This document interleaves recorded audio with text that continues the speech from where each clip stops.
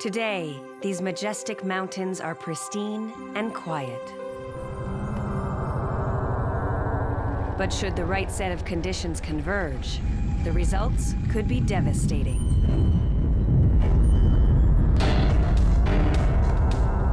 For some boarders and skiers who fall victim to backcountry avalanches, this team represents their best chance at rescue and survival.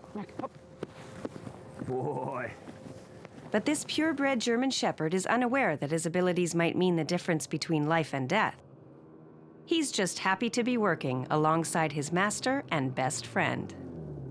Mac, hop. My name's Anton Horvath, and this is Macklin. And we're one of the rescue dog teams that work on Whistler Mountain. And I've been working here for 25 years. And avalanche forecaster for the past 10 of those.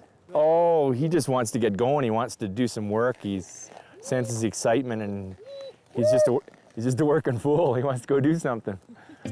For Macklin, all the excitement stems from the fact that it's Avalanche Awareness Week at Whistler, and there are rescue dog teams from across Canada here to be certified.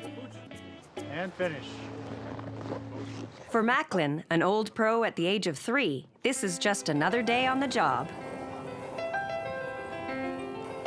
Well, Mac's my third working dog. I've had 3 others. They were all German Shepherds. Mac was a bit of a challenge because he'd been bounced around a bit. He was going to be a police dog. And he went through the initial RCMP training, but he got kicked out of the training school at Innisfail, Alberta, because he was too friendly. He had very good search skills and a good search ethic, but he was too friendly for chasing bad guys. Just kind of like a foster child. But now he's pretty much at home and he's working out well. I've always loved dogs, and the thing I love about this profile is being able to work with dogs. It's essential that a working dog and master have a very close bond. You have to be able to read your dog well. I mean, it could mean the difference between life and death. Claire Israelson, the director for the Canadian Avalanche Association, knows the importance of a strong bond between handler and dog. Oh, it's like teamwork at its highest level. It's like a pilot and a co-pilot in a jet fighter. Both have a role to perform, and the teamwork has to be perfect. Otherwise, it's not going to work at all. And a dog and a dog master can search in 1 hour what it would take a crew of 20 searchers, perhaps 7 or 8 hours to search. And so the time efficiency is huge, and in avalanche work, time's everything. While Anton and Macklin's skills have yet to be tested on a real avalanche, weekly training sessions ensure that they're always prepared. Once a week, we'll set up a training exercise for the dogs, and what I've done today for Macklin is I've had a patroller bury an article of clothing up in this hill, and this exercise is an unknown, so it's a little more challenging for myself and the dog. And I'll give Mac the command, and he'll search. He'll head up the hill and he'll search for it. Where is he? Mac, you want to go to work? Hey, want to go to work? Macklin, search. Macklin knows his duty, and he can't wait to get at it. He's just ranging across the slope right now, trying to pick up a scent. He'll typically stick his nose right into the snow and swish his face around. His tail will get a lot more active, and then when he zones in on the scent cone, he'll just start digging. He's picked up something. In just under 5 minutes, Macklin zones in on the scent of the article of clothing buried in the snow. Oh, good search, dog, Mac.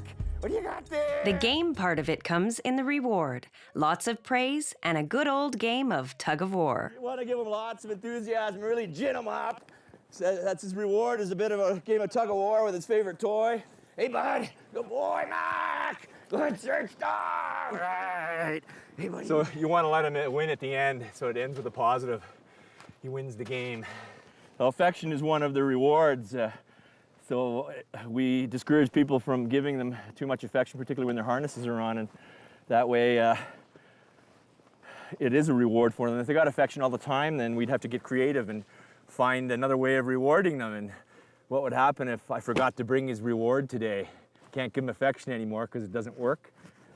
While any backcountry skier or boarder's best chance of survival is to always carry an avalanche transceiver, it's good to know teams like Anton and Macklin are standing by. The dog can perform a rescue when nothing else works, and so that's the value that the dogs have. And that's why it's so great to see people like Anton out here every winter with their dogs to provide this kind of service to British Columbians. All of our handlers' dogs are belong to the handlers. The perfect CARTA dog is somewhere in between a police dog and a pet.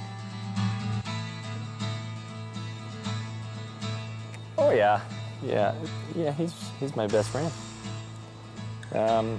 You know, dogs have always been considered to be man's best friend, and what better way to display that than to try and save a human life.